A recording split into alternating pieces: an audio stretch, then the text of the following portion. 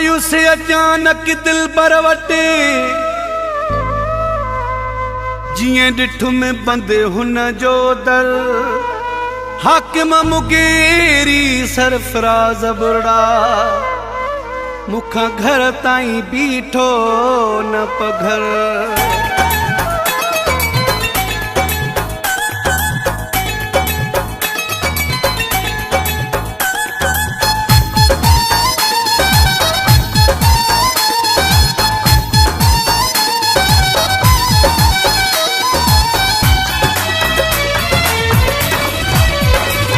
आयसो में दरखी दिसी दिले थी दुखी आयसो में दरखी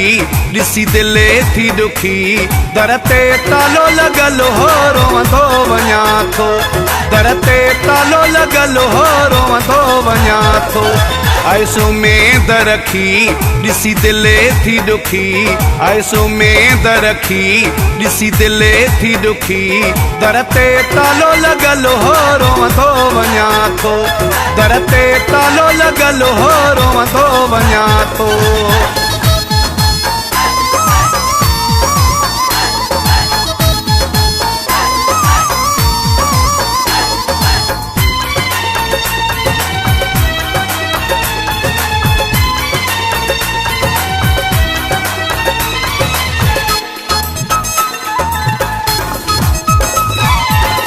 पेर जमी व्या मुंहिंजा दर बंद डिठो मूं शुरू थी व्या ही सुॾे का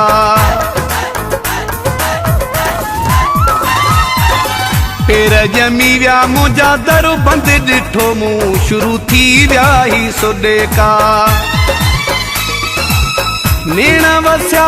मींहं वांगे आयुसी प्यार सां मुक़दर विढ़ी वियो आयसो में दरखी दिसी दिले थी दुखी दरते तालो लगल हो रोवंदो वञा थो दरते तालो लगल हो रोवंदो वञा थो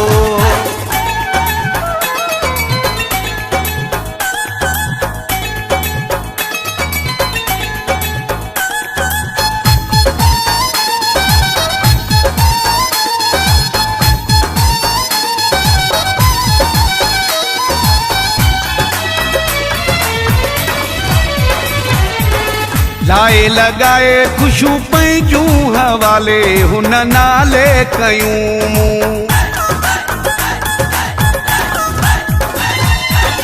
लाए लगाए खुशू पैजूं हवाले हुन नाले कयूं मूं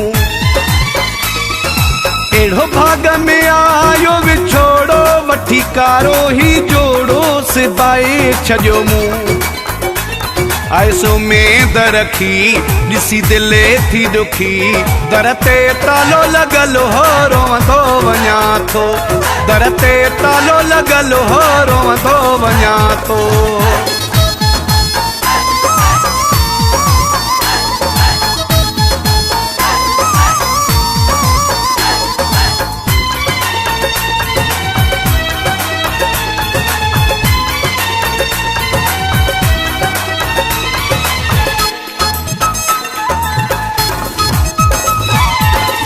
मुनीर कल्होड़ा दिल पर खे गोलिया दिल दर दर थो रोलिया